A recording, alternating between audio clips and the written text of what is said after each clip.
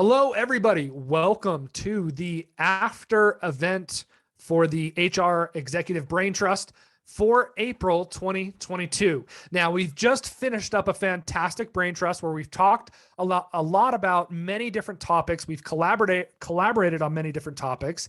And one of the things that seems to be on everybody's minds that everyone's struggling with right now is how to develop a compensation framework when recent data reflecting inflation isn't available or current. This was the most upvoted challenge inside of our HR Executive Brain Trust group. And I've got a great panel here with me today. In fact, to kind of talk a little bit about this, maybe some of the discussions that happened in the breakout rooms, I'd actually like to invite Sean Bentz with Glidewell to come up and speak a little bit about how he keeps up with inflation and develops comp plans. So Sean, what are some of the things that you do? Oh, thanks, Paul. So I'll definitely start off by saying, obviously, we don't have all the solutions, of course, and it's definitely an ongoing thing that we're working on. But we're a high volume manufacturing company, and it's definitely very noticeable if certain departments are understaffed, not hitting their numbers in terms of getting our products out to our customers and so forth. So we've had a lot of departments, well, a lot of our departments might have a lot of employees are under market, and that obviously leads to attrition, staffing shortages, or just makes it harder to hire people in, whether it's because of pay equity or other things. So as a result, we've had to really work hard to try to become more competitive with our pay with certain divisions. And this is usually necessitated by two different catalysts. It could be my recruiters coming to me just complaining, saying, hey, Sean, it's just next to impossible for us to fill these positions. Every candidate I'm talking to is turning us down, and the ones that aren't are probably the ones we don't want to hire in the first place. Or it could be because managers, directors, general managers at our company are kicking and screaming and saying look, I'm just so short staffed that I'm in crisis mode. I'm not going to be able to meet any of the production goals or anything like that within my department. So even when those two things happen, it's not like I could snap my fingers and get the pay bands to move. It definitely takes a lot of work. But fortunately, I do work at a company where there are a lot of reasonable players out there that want to make sure that the company has a fair chance to succeed. And I would say the three people or groups that I've really had to work hard with and leverage to accomplish this. First is my boss, who is our EVP of HR. Secondly is our director of compensation, who I have a really great working relationship with. And third is our CFO, who ultimately has to approve any of these changes, if we're going to have to raise pay across the board in a certain department, raise the pay bands, just anything like that.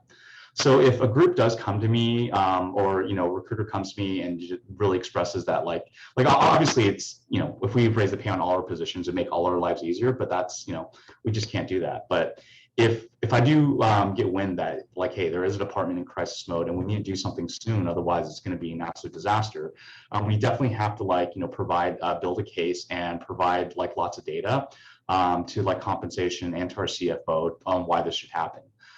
So first thing I'll do is I'll ask our HRS team to maybe pull a turnover report of whatever division or department that's affected.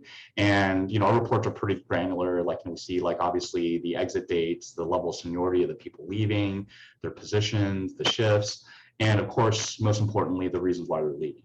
Sometimes the reasons they provide are very specific. Sometimes they aren't, just because for whatever reason they don't give it to our HR generalists or VPs during their exit interview. So in those cases, sometimes I'll even ask my recruiters to reach out to them, because for people that haven't been in the company for a while, a lot of times the person that they're most comfortable and familiar with in HR is going to be the recruiter. So if I see there has been a lot of recent turnover in a certain department, I'll just ask the recruiter to reach out to them, and a lot of times they'll be more forthcoming and honest with the reasons why they're leaving, whether it's because of the environment, pay, or whatever. The other thing too is that we have to provide a lot of candidate data. So for this reason, actually back in December of last year, I reconfigured all of our candidate dispositions in our ATS to become as granular as possible.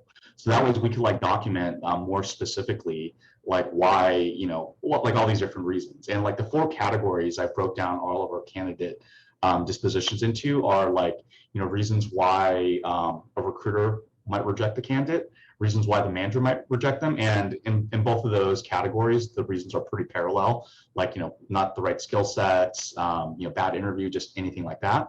And then the other two categories are more candidate centric, where candidates that pull themselves out of the process, and then also candidates that reject the offer.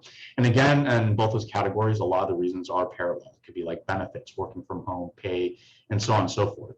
So by becoming more granular with these dispositions, we're able to pull reports easier that tell a story of certain position or certain search a lot easier.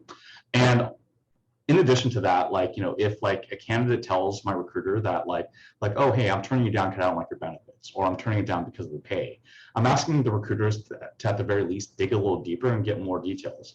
If they don't like the benefits, what is it about our benefits? Is it you don't like the 401k, you don't like the insurance? And if they say they don't like the insurance, okay, what is it? Does it offer not enough coverage? Is it too expensive? So on and so forth. And same thing with the pay. If they're turning us down because of the pay, are they rejecting us because it's $1 more an hour? Is it 10,000 more a year or 15,000 more a year? So we're able to put together these reports. So a lot of times in combination with the turnover report, especially if a certain department has turnover of 30 to 40% within the last year, which obviously is really high.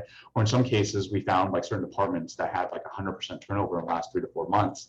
That in combination with the candidate data of them asking for more money and so forth is usually enough to get our CFO to make a move. Now we do have pay bands. Our compensation team is great. They do create full pay bands. I think we purchase 2 or 3 salary surveys every summer, and we use that data to create all our pay bands.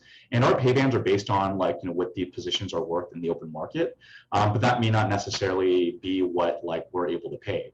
So for example, if we say have a machinist position and the pay band for that is $18 to $30 an hour, that's what the position's worth out in the marketplace. But for whatever reason, that department might only be able to pay $18 to $20 an hour. And a lot of times it's because of budget or because of pay equity. So if we find that if pay equity is what's holding down, we can pay the outside, that's where all this data becomes really, really useful, because not only are we trying to get our CFO to raise the pay band, but we're trying to raise the pay of an entire department by however much we need to get them up to market. And we've been pretty successful at selling this, because I tell them that not only do we need to make it easier to hire people in, but we need to make our employees less vulnerable being poached. And that seems to be the line that really wakes a lot of people up, because our CFO really knows the cost of hiring and terminating people and training them.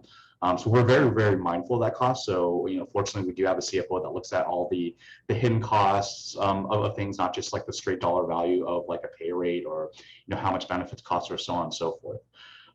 So I would say this has worked maybe 80, 90% of the time. There were a few departments where the CFO says hey, they're not growing, they're not doing well, I really need them to show me something before I raise the pay. So I definitely understand his perspective, but in my mind is okay, they're underperforming because they don't have the right people there. So you're making it harder for us to hire the right people to get their numbers up just to raise the pay. So, I mean, in that case, it is what it is. But we still try to do our best to, try to make improvements and fixes where we can. Wow, Sean, thank you so much. That's a very great description, and appreciate you taking the time. And as just really quick as we wrap up here, as you're looking at your survey data and as you're looking at all of that qualitative information that you're getting, how often are you seeing inflation be a concern? It's pretty often, especially when we raise the pay. In other cases too, we'll get creative by offering sign-on bonuses or retention bonuses. Hey, you last 6 months or a year, you'll get an extra $2,000. So I think it really inflation's really up front and center, where we do raise the pay, offer these bonuses, and we still see certain people or key contributors leaving because of pay and so forth. I'll tell you with my team of recruiters, that this is kind of more personal story related to my team. I would say most of my team members are earning anywhere from 80 to 100,000 a year, and they all have at least several years of experience and really amazing at what they do. But recently I interviewed a candidate who doesn't even have recruiting experience. She was just a sourcer. She has a year of sourcing experience, and as I was interviewing her, I wouldn't have gone forward with her anyways. I mean, the main reason was she literally spent the first 10 minutes of the interview just bad mouthing her company and her manager. So I already knew she was a no. But I went through the motions and went through the interview anyways. And at the end of the interview, I was like, oh, so what are your salary expectations? She's like, oh, about 90,000 a year. And I'm thinking like, wow, she doesn't even have any recruiting experience and she's asking for 90,000 a year. And I always like to ask like, oh, so how'd you come up with that figure? She's like, well, I'm making 80,000 now, and I've been working from home from the pandemic. And I feel like I should get at least an extra 10,000 if I have to put wear and tear on my car and come into work. I'm thinking like, well, that's just called having a job and going in, So, yeah, I'm pretty long about just some of the salary expectations. I don't know if it's because their friends are making that much or they're just hearing all this about, hey, it's a candidates market. Obviously we have to raise pay, but we're not going to match every single outrageous demand out there either. It's competitive. It definitely is competitive. In fact, I've heard a lot of what I've heard is the strategy is for employees to say that they're going to leave because they know that they can get higher. They just know they can get higher pay elsewhere, which is interesting. Let's go to let's go to Ricky and then to Brianna. They've got some suggestions on this as well. Thank you for that, Sean. Hi, thank you for that. Yes, so I have both a mixture of people that I'm in charge of. I have some hourly workers, and one way that I try to stay abreast of how much their rates are is that, I get several calls and drop-bys from recruiting staffing agencies. And so I put them to use. I say, okay, well, if you want me to have business with you, you need to give me, a plan of how much you're going to charge for each of these and how much the going rates are. So I would definitely use all those people that are stalking us for their business to prove that they want our business by giving us those rates. That's why that's how we get, up-to-date information from them. Then on the more professional side, I use a tool called, from the Economic Research Institute, ERI.com is the website, ERI meaning Economic Research Institute, but they have it twice. And on that, they update that tool, the market information on at least a quarterly basis so that you can see, kind of what the going rates are. You can really dive down deep into it as far as your own NAICS code for your industry, your specific city, and the job title and whatnot, and a partial description of the duties so that you can understand what the 30, 50, or 80 percentiles are to give you a little bit more of insight on that. So that coupled with other information that we receive from, other job postings in our same area for this similar position, and the information that we receive just from candidates as well, like Sean was commenting, as far as anyone who was rejected an offer, helps us to kind of maintain that knowledge. Excellent. Thank you, Ricky. Great insights. Brianna? Yes, my name is Brianna Uribe. I work for a medical device company. I'm the VP of HR.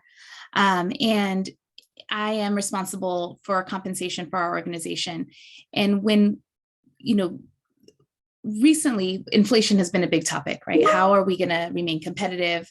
How are we going to retain our staff in the market, in our organization internally? And how are we going to get candidates out in the market and have the ability to be competitive? So one thing that we do is same like probably everybody here, we use salary surveys to look at benchmark data. We try to get as close to our peer group as possible. And then we market the 50th percentile of those of the data to try and remain as competitive as possible. One thing that we're finding though in the market, so I think this is more towards us, our HR professionals who are also dealing with, okay, we can't move the pay, right? We're not going to bring in people at these really high rates, is to look internally as to what is the organization doing? And this actually came from Gail, who was in our group when we just discussed as, what are we doing within our organization to retain staff? And it's not all about compensation. So when we're out in the market and we're meeting candidates, we are still competitive with what we're offering in terms of compensation. What we're finding is that it's not necessarily that they want more money, is they want flexibility. That is really what is important for people in the market right now. Flexibility. They want to be able to go pick up their kid at 2 p.m. when school's out. They want to be able to make dinner for their families. They want to go to doctor's appointments and not feel like they're struggling, that's a struggle to get that. So it's flexibility. And we are privileged to have a very diverse workforce. So we have manufacturing on site, we have staff who can be hybrid, we have staff who can be remote. So we recently just enhanced our work from home policy and have been able to have, the option to be remote for some staff, hybrid for some staff, and then for our staff that are on site and that they aren't able to work from home because they're in production or manufacturing. But now we're asking ourselves the questions. I don't have the answers, but we're asking ourselves the questions. How can we give flexibility to those people that are on site? What can we do for them that allows them to feel that they have the ability to care for their families? They have the ability to take care of themselves. So, as we're talking through, I met with our director of production recently, and we're chatting about, flexibility. Well, maybe it's an opportunity to tell, the on-site staff, go home early for the afternoon. And it's a surprise, you've met a certain milestone, let's celebrate. So we're working on a recognition program within our organization to find ways to celebrate milestones of each department, and each department, it's going to look a little bit different. But if we focus on other initiatives outside of compensation to enhance people's experiences at our workplace, I think that's also going to support this as we deal with inflation. Because some people may try to, I know that some strategies some organizations are looking at is to maybe mid-year this year to do an increase for inflation, maybe a 3%, maybe a 5%, and then wait to see what happens. But that's also a concern, right? That we do inflate salaries, and then we have challenges with that. We've had challenges with candidates coming to us with very inflated salaries, and are we going to disrupt our internal pay structure, our internal equity for one individual? And my CEO told me something recently, and it's resonated as we are trying to navigate. You have to be okay to walk away from people. You have to be okay to say, you know what? Well, we would love to have you, and we have great benefits and a wonderful work culture and career opportunities to move within the organization. This is the best we can offer you right now. But we're still competitive. We feel we're giving you a very fair offer for what your skill set is. So I think you have to be able to say, okay, what are we committed to, and what are we okay with making changes and pivoting, and what are we going to hold to as an organization? So I think that's been really key for us in helping us define our structures and making sure that our employees are supported. And if you can't, increase the wages, what are you doing with your benefits, right? Our organization pays for 100% medical for themselves and their dependents, and dental and vision. And that's huge, right? Organizations don't do that, but we are privately held, so we don't get the option to do some creative compensation structures. But how can we enhance the benefits that we do have? Our 401k program, we just enhanced our profit sharing, where we're guaranteeing 6% for candidates for their profit sharing for the 401k. So just trying to get creative in our compensation structure. Our benefits outside of compensation. So they're base salary compensation. So yeah. Wow. Thank you so much, Brianna, Sean, and Ricky. What a fantastic conversation. I love where this went. I love how it comes back. It's actually hitting on a lot of challenge questions that many others had that we just did not have time for. So thank you all so much for the time spent on this panel discussion. I think it's going to help a lot of HR executives out there that haven't been able to make the brain trust yet. So thank you. And I want to thank Navati and David, Amelia and Haley for putting this great group together, a place where we can come together, talk about challenges like this, and share best practices. So we will see you all at the next Brain Trust event for HR executives. Until then, have a good one.